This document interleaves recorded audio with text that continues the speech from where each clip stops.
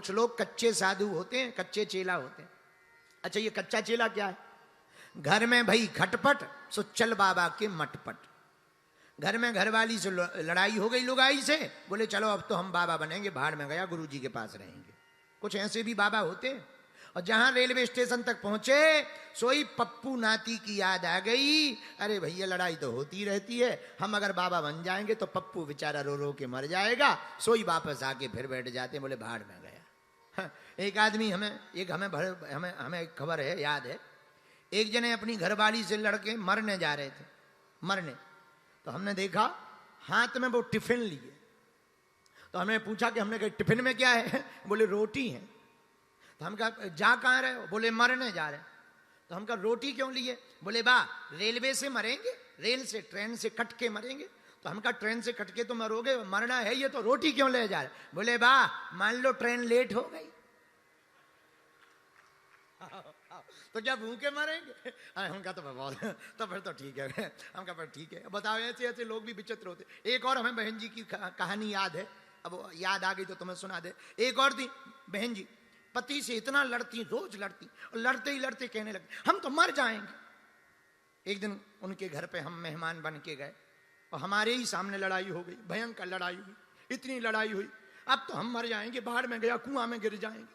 और वो सच में निकल गए, सच में निकल गए। तो हमने उनके पति को कहा कि भाई साहब, उन्हें बहन जी को बुला लो, मर ना जाए, आफत हो जाएगी, तुम जेल। अरे बोले महाराज इनका रोज का नाटक है, आप टेंशन ना लो, आप तो चाय पियो, थोड़ी देर में वापस आ जाएंगे। और सही में वो 30 मिनट बाद वापस आ गए।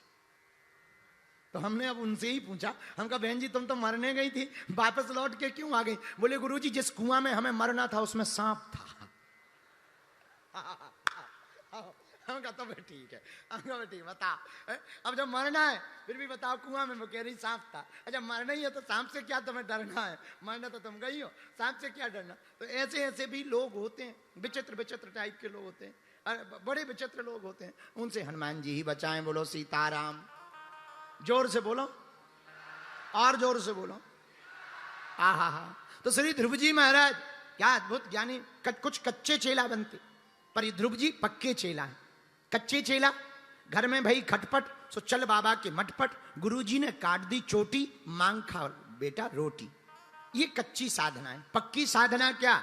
एक बार भगवान के हो गए तो हो गए, एक बार गुरुजी के हो गए तो हो गए। एक ही साधे सब सधें, सब साधें सब जाएं। सच्चा भगत वही है। पतिव्रता स्त्री कौन?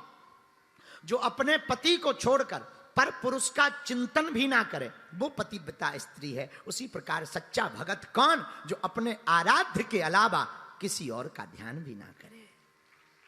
अच्छा इसका मतलब ये नहीं है कि फिर ध्यान ना करे किसी और का तो सबका अपमान करे, ना ना ना।